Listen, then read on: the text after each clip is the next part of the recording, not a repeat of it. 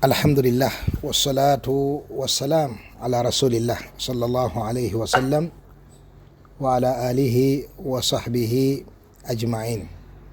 Tukyagenda maaso n'ekitabo ky'omumanyi w'ekitiibwa Abdussalam ibn Barjes rahimahullah rahmatan wasi'a, bwe twalabye mu misomo egyakulembera oba egyakulembera oluganda olutuufu.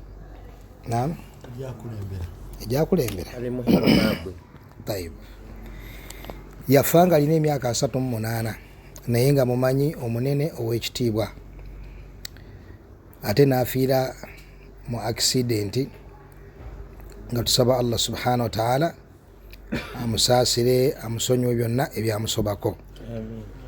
Omukaddima gubadde musava era nga mulungi tugufunyeemu ebyokuyiga ebiwerako.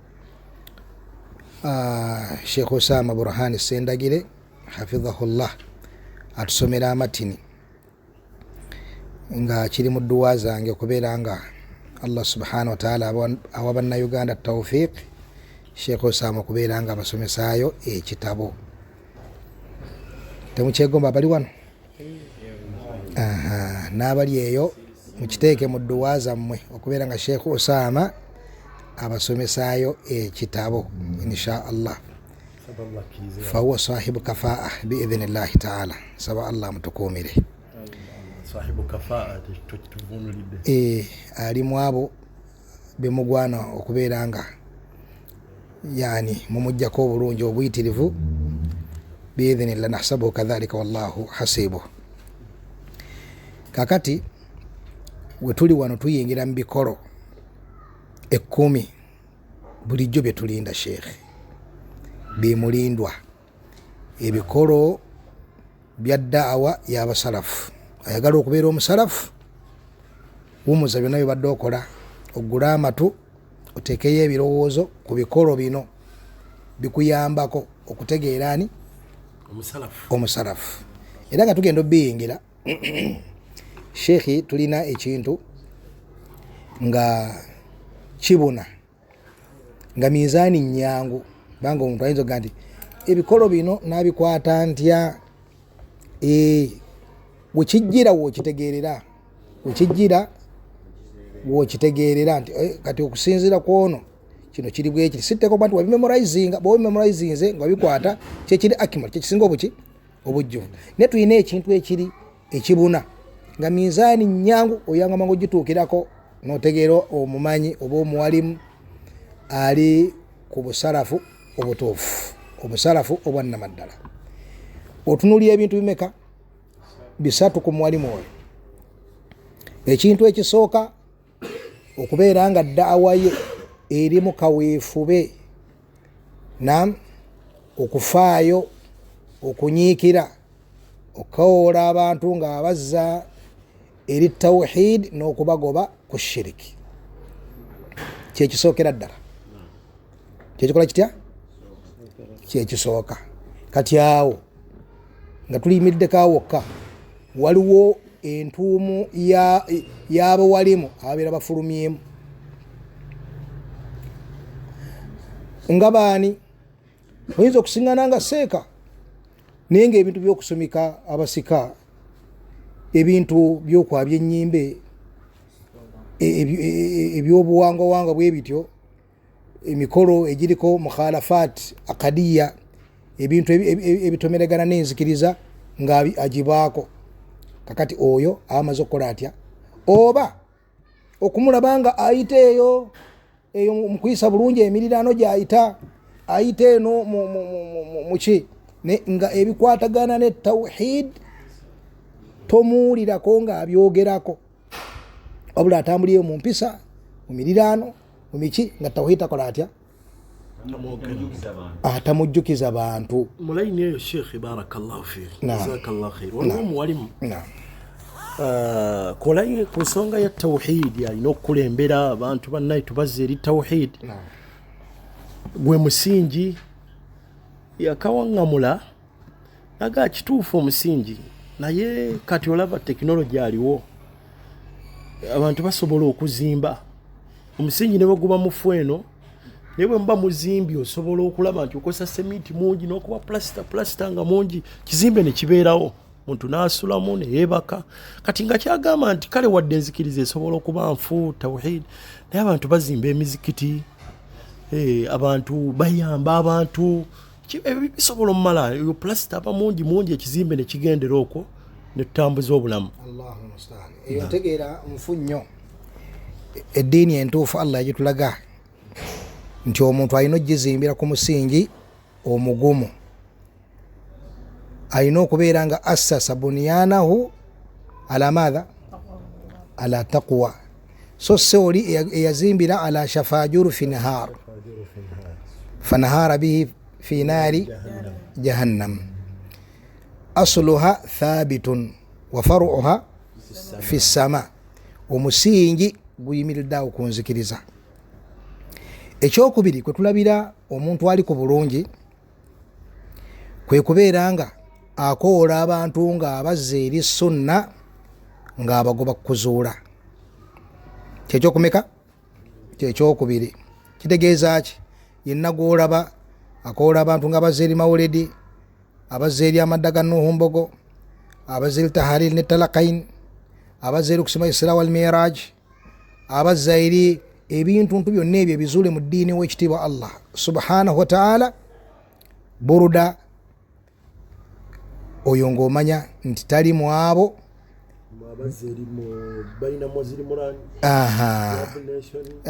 Ejabu Nation, Polygamy Dialogue, Muslim Rani, bwebito ebiri kyekyo Okay, Muslim Rani. Naam. Allahu akbar. Amakulu batulondoke emisinde nga basonda sente. N'ebirala ebifaanaganako bwe ebyo emikhalafa egifaanaganako bwe gityo. Omuntu alina okubeera nga ebintu byakoolirako abasiraamu bya mu ddiini, ng'ebintu byonna ebitali bya mu ddiini bwesambisa basiraamu. Ensonga eyokumeka? Ensonga eyokusatu wano nga tuli wano kirimu okubeera nti nno ebibinja bya bannabida abitiisa abantu, mathalan abazikiri. Singa omuntu aveenaga abasajja abo bampisa balina nno bangi ne basinga empisa mu gundi yaffe abeeyita abasale basinga empisa, oyo nga tumanya nti akubyeko ekirwadde.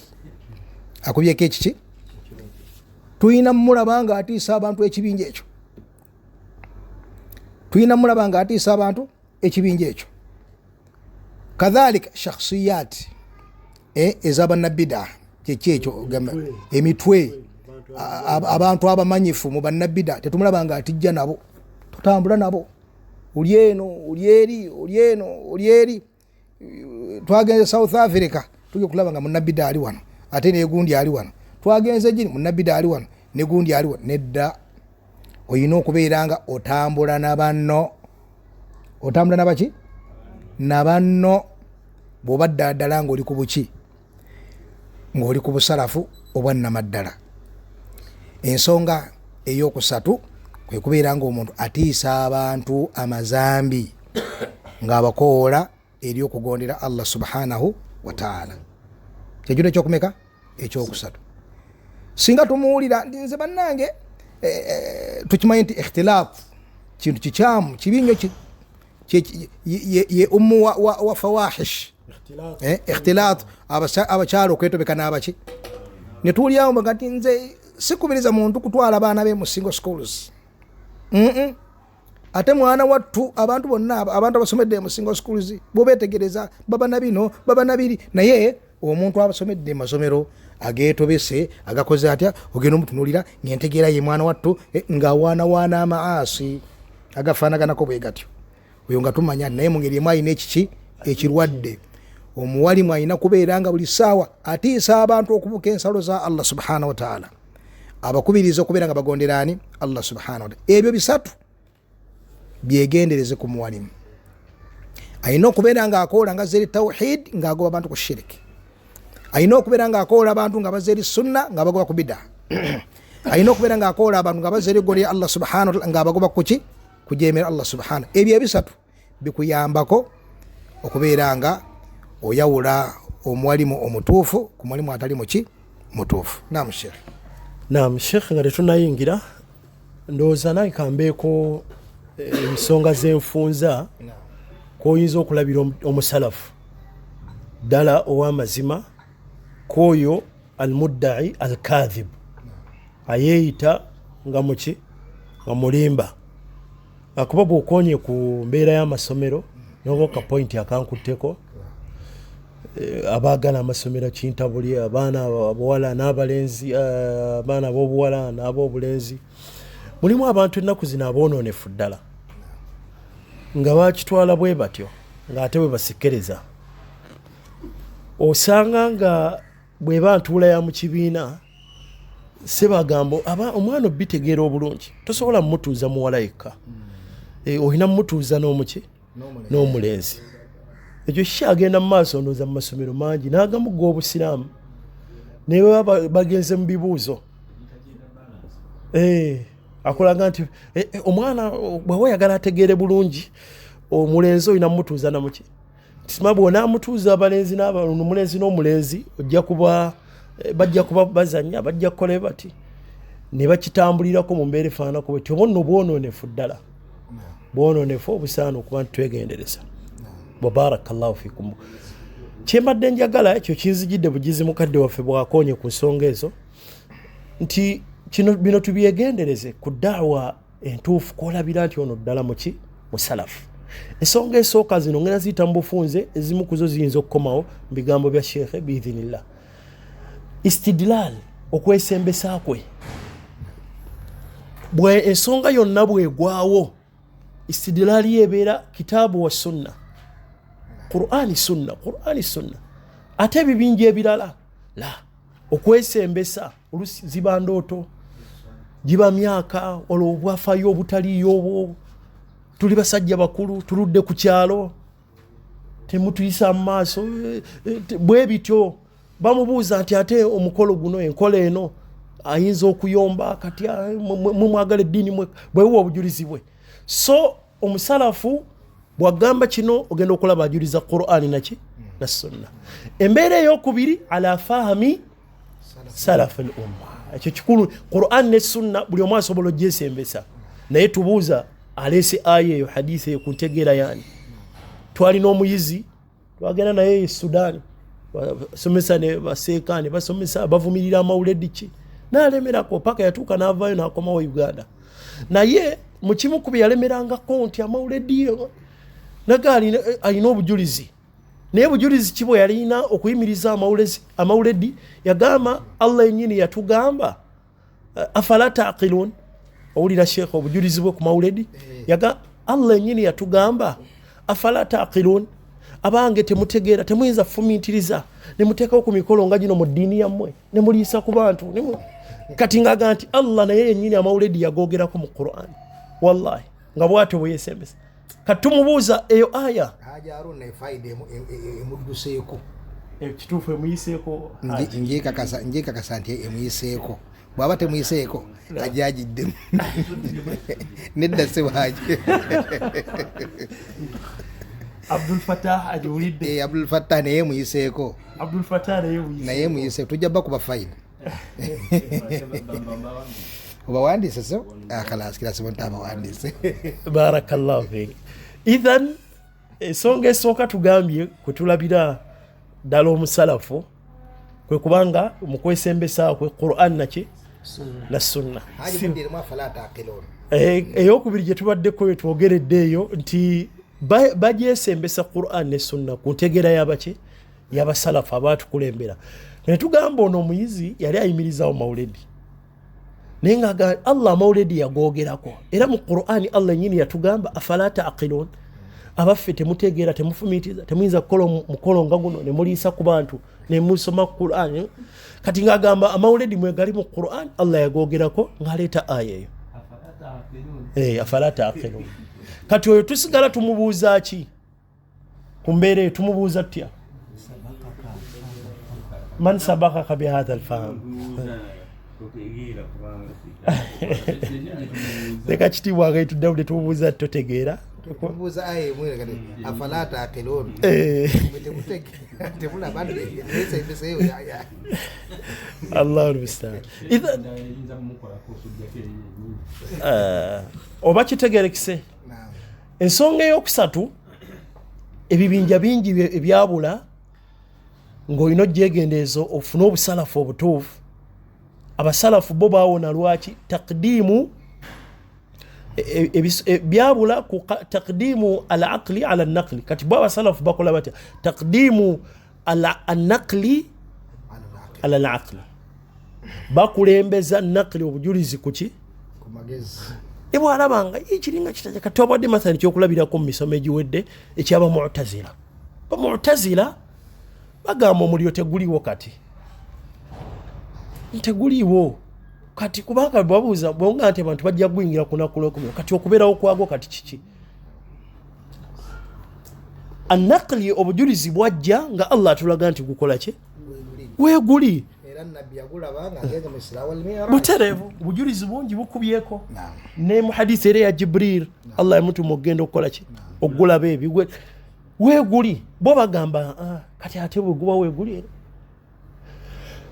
mathalan ebibonezo by'omukabuli bagamba yikale omuntu gwe baziika ne bateekako n'akadongo bamutuuza batya obujulizi bwajja butuufu bamutuuza malaika zimutuuza n'abuuzibwa ebibuuzo ebyo bimeka man rabbuka wama diinuka waman nabiyuka Sheikh Muhammad bin Abdul Wahhab rahimahullah Allah musaasire kikitabe kye yawandiika ekyebikole bimeka olaba imamu abamu ababigaziye ennyo ne biwanvu abamu balinamu wamani imamuka imamu akubakagala nnyo mu bitundu baimamu bagenda kumbuuzaako ani abadde imamu naibavugodda saaga mukambwe eri abagoberezi nga bagenda kukubuuza mani imamuka ani abadde imamu wo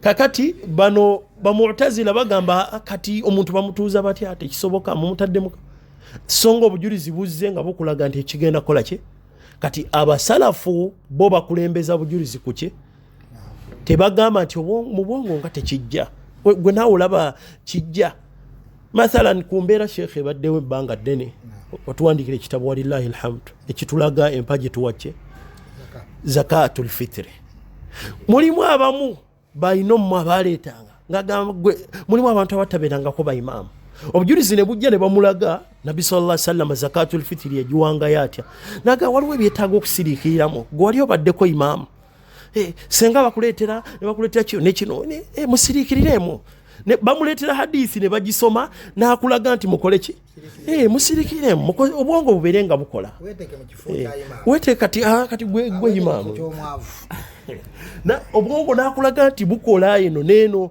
oyo mwegendereze afaananako bw'atyo ensonga ey'okuna mu bufunze gye mansembyayo ku layini eyo abasalafu rafdhu at-ta'wili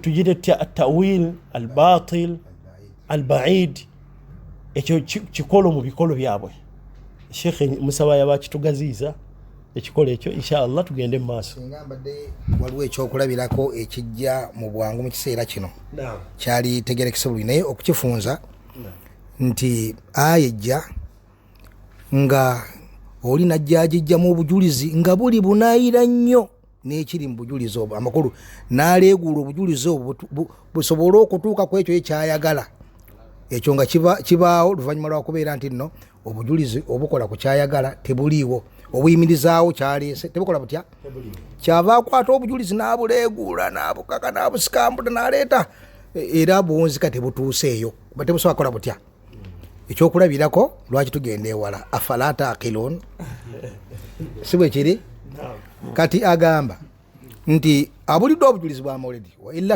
abakubanga abulina yaligambye bugambi nabbi agambwa ati ku mawulidi wana Abubakari yagikola wana Umaru yagikola wahakadha ne tabulina kati agamba tukozesa amagezi gaffe lwaki tetukola omukolo bwe gutyo ne tutendereza nabbi ne tuliisa ne tukola tutya afala taqilun ng'akwata ekintu naawe kenyini nkyosobola omukubisa nomuga nti gwe afala taqilun gwe toyina amagezi okubeera nti nno nabbi saa sallam yagaana okuzuula mu ddiini obujulizi bulikkirya n'obulekawo nobeera nga otandika okweripa kuwuziza nabbubi nga okimanyi tesobola kuwanirira kitegerekese. Naam, jazakallah. Naam, fadhal Sheikh Osama.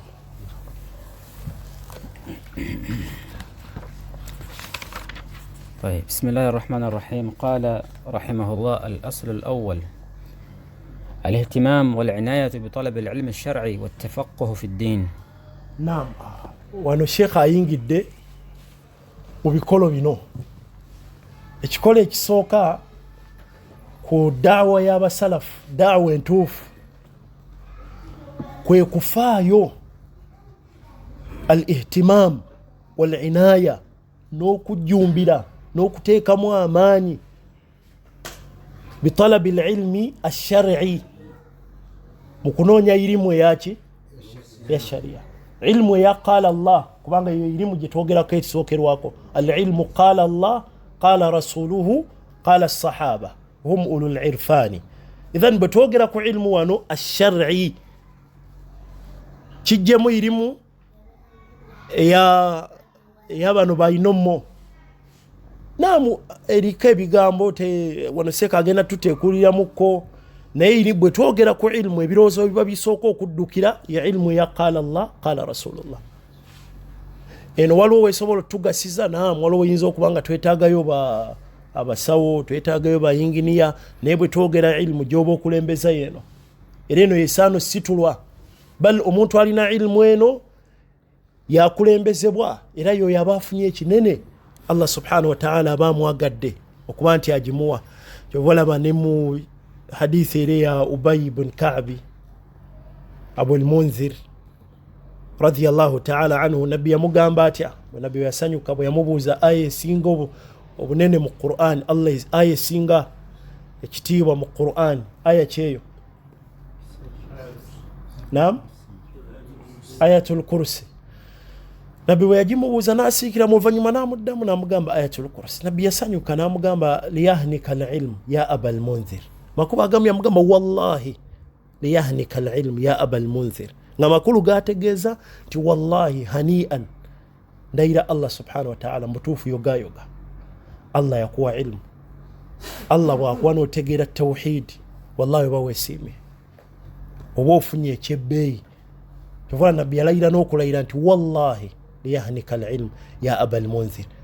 Kuba Qur'ani yonna agirina y'omu ku bahufadhu Ubay ibn Ka'bi, era mujjukira ku biseera bya Umar Eliyasaza, Ubay ibn Ka'bi ne Tamimi n'Eddari, y'omu ku basomba Qur'ani, ayati zonna ezo mu Qur'ani azirina, naye okumubuuza aya emu bweti gy'ayagala nabbi, bwongo nazzine n'atuukira ku ayatu kursi, ejjuddemu tawhid eyo aya.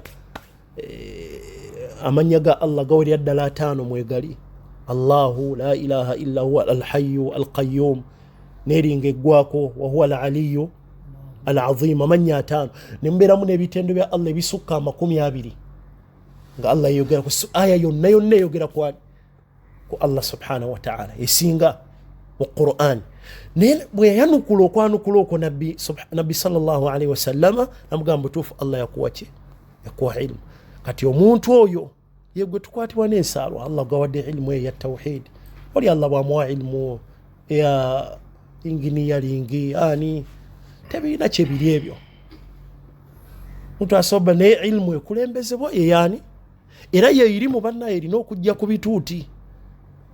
Ennaku zino abantu abo babakulembeza nnyo, osobola omusanga nga irimu gyagenda okutuwa yeyo irimu gyajjeeyo olwokuba yagenda musajja munene, yagendako mu Amerika, n'agendako e China, Japan. Ennaku zino babaleese mu mizikiti ne balekawo obujulizi bwe tulina obuli mu Qur'an sunna nga beesembesa ebyo olwokuba yagendako mu Amerika. Babeerawo balisaaca, ajja akubye ekikalu n'akasawo ke busawo nga bwe buti kano ng'akaseeka alafa, ajja akakutte mulimu obutabo bwe, kati bw'atuulawo ku kituuti n'ajja akatabo kano ka John Gundi, awo nga balaga twali egundi, n'ogerogera bwoti ajjeyo ak'Oluchina Jiang Chun, n'agirawo ne bamala okuva ku Magharibi paka ku Isha ng'ali mu butabo obwo ababuulira engendo ze yatambula, atwala e China, kati abo na ogambe irime eno ya tawhidi mesa kino sisila kubituti ekigambo kyondaba kikontaganye n'ekimu ku Sheikh ekitiibwa omu etugamba tuve ku busiru wende tukole ebyokusomesa ebyo seka mbadde nteesa ojengako wano ku muzindalo wano tugenyuze sembera ku muzindalo kiddamu ate abeeri baba tebawulidde sembera ku muzindalo seka sembera wano tugenyulwemu anti guba guwanvu okudda sembera ku muzindalo wano semba sesate ekigambo kyo kikontaganyeko nekigambo kya Sheikh omukungu omu kye yagamba otugambye nti irime eno enubbera ku bituuti irime eno ekisalafu ne mukadde waffe omu yavaayo n'agamba nte bannaye tuve ku busiru ani okusomesa bino byetuliko ani kummwe ayina ki essomero ani ayina ennimiro y'ebikajjo tuve ku busiru tugende tukole bali oba bannabbi aba bashiya fenna Allah yagenda otulamula Sheikh ebigambo bye tubikontaganye na ebigambo by'omukulu oyo omukulu oyo oba omukungu oyo twetaaga mwanukula nga bwennyini bwe yayogera bwe tuba tumwanukula ndowooza nga bwe yayogera bwennyini naffe bwe tuba tumwanukula oba kitegerekese era ayanukuddwa obwo bwe bayita obugezi kwe kutandika ne ilmu ene ya qaala Allah qaala rasulullah kati tulina mwanukula nga bwe yayogera bwennyini bw'aba yanukulwa afaananako bw'ati oyo kati daawa ey'obusalafu omusingi Sheikh gwakulembeza gwe gw'okufaayo ku ilmu ash-shar'i ya qaala Allah qaala rasulullah nga tonna tulina ilmu ene ndala ki naamu gyesobola okwongerezaako oluvannyuma sooka otuulire ki ilmu eyo bw'oba mu baana bo eyo ilmu bagirina bamanyi Allah waabwe subhanahu wa ta'ala Qur'ani bagimanyi sunna ahadith bazimanyi wattafaquhu fi ddiin ne bakenkuse mu ddiini kati omusalafu yenna ekisooka ku busalafu bwe ddala ilmu kuba tolina bwogenda kukola ddiini nga tokola ki bal ne la ilaha illa Allah obukwakkulizo bwayo amanyi bwe bakuŋŋaanya mulimu okukola ki kumanya ilmu ki gye bategeeza ash-shar'i yagamba imamu alhafidhu alhakami rahimahullahu tabaraka wa ta'ala mu manzuma ye ennungi sulami lwusul yamaana aginnyonnyola mu kitabo kye yatuuma maariji alqabul rahimahullah yagamba wa bishurutin sab'atin qad quyidat wa fi nususi alwahyi haqqan waradat fa innahu lam yantafi'u qailuha binnutqi illa haythu yastakmiluha alilmu yatandika nakyo alilmu walyaqin walqabul walinqiyadi fadri ma aqulu kiyatandika nakyo kyenjagala ebyo bina n'ebirala bisatu byefundikana wasiddiqu walkhilasu walmahabba wafaqaka Allahu lima ahabba neyatandika naki ilmu gyategeeza yeya qaala Allah qaala rasulullah qaala sahaba yeyo ilmu era yoyo muntu otenyumizamu nti masha Allah Allah yamuwa ng'alina ilmu eyo ne bwaba tamanyi kwogera luzungu ebyo bijja wano tetwagala kuyingira mu nsonga ya kwogera olusungu balusome balusije tuliko wabula ono ne bwaba tamanyi luzungu tekimukosa nga eno ilmu agikola ki so ne bwaba oluzungu alufuuye nenge eno ilmu tagina abeera awo kisajja kyattu kikazi kyattu obe ate enjogera eringa erimu n'okusaasira nga tetwagala laga nti kibi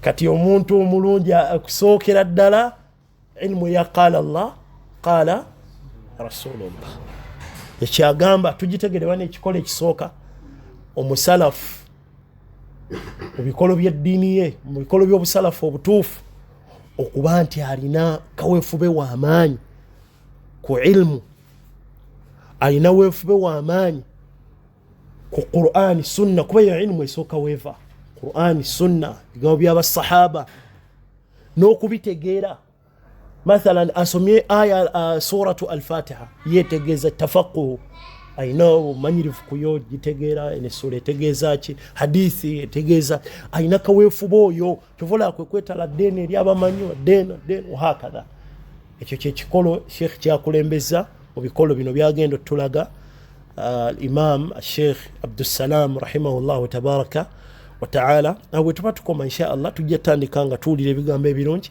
ebya sheikh atulage ku kibinja kino fi hin ng'ate ebibinja ebirala byo omulamu omunene tukoze tutya kino development tugenda kuma tutya kino naam bana abasalafu nabo babeerako n'embeera ez'enjawulo nga bwe tujja olaba naye bo bano ebibinja ebirala ebyo byonna ensonga ebeera tutuuse tutya ku bukulembeze bino byonna ebyayirimu bijja kujja oluvannyuma tuwambye tutya entebe nga we sheikh yatunyonyodde ba Muslim Brotherhood ebibalo gye bikola ki yebibeera jamaatu tabligh ekikulu gwe kufuluma ofulumye yaana ebyayirimu jja somo olubatunaagezaako inshallah ebyo bijja kujja oli ne bw'abeera ali awo